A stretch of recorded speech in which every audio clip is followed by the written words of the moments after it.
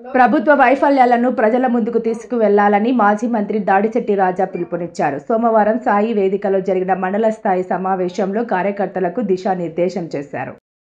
కూటమి ప్రభుత్వ ఏడాది పాలనలో ప్రజలకు ఒరిగిందేమీ లేదంటూ మాజీ మంత్రి దాడిశెట్టి రాజా ఆరోపించారు.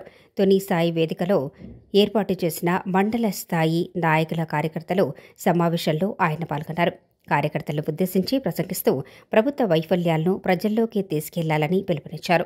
యనమల కృష్ణుడు కార్యకర్తలను ఉద్దేశించి మాట్లాడుతూ పార్టీ పటిష్టతకు శక్తివంచం లేకుండా కృషి చేద్దామని తెలిపారు.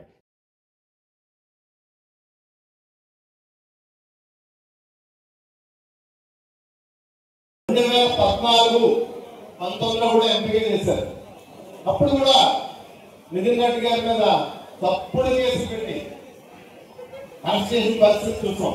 2014-15 అనుకుంటా ఎయిర్పోర్ట్ లో ఆయన చేయని తప్పుకి ఉట్టి అన్యాయంగా ఆయన ఇరికించి ఆయన మళ్ళీ అరెస్ట్ చేసి జైలు పాలు చేసిన పరిస్థితి మనం చూసాం.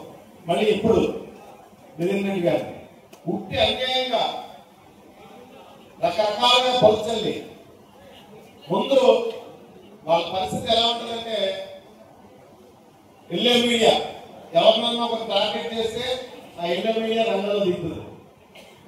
వాళ్ళ మీద తప్పుడు కథనాలు ప్రచారం చేస్తారు, తప్పుడు చార్జీలు చేస్తారు, తప్పుడు వాదనలు జరుగుతాయి.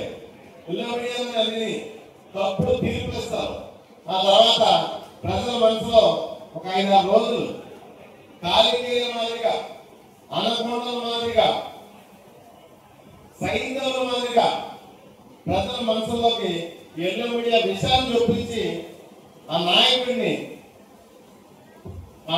మీద విపరీతమైన తప్పుడు ప్రచారం చేసి అన్యాయమైన కేసుల్లో ఆ తర్వాత ఈ శకుని దుష్ట చతుష్టయం ఇలాంటి క్యారెక్టర్లన్నీ దిగి అన్యాయమైన కేసులు ఇరికించి ఎన్ని చాలా ఇబ్బందులు ఉన్నాయి. ప్రెసిడెంట్ పదవి చెల్లుతారు తప్పనిసరిగా మనందరం యాభై ఒకే మాట మీద వైఎస్ఆర్ పార్టీలో ఏ నిర్ణయం ఒకే పార్టీ మీద ఏ అభివృద్ధి చేపట్టాలని చేస్తూ మనందరం పనిచేసి మరి జిల్లాలో ఈ విధంగా మనం ఇప్పుడు మనం చెప్పినట్టుగా జిల్లాలో ఏ విధంగా మన నియోజకవర్గం వీటిలో ఎలా చేస్తుందో స్థానిక సంస్థలు కూడా రాజకీయాన్ని మంచి పేరు విధంగా మనందరం కష్టపడి ఎక్కువ ప్రెసిడెంట్లు ఎంపీలు వేయించుకోవాలని ఈ సభాముఖంగా కోరుకుంటూ మరి అవకాశం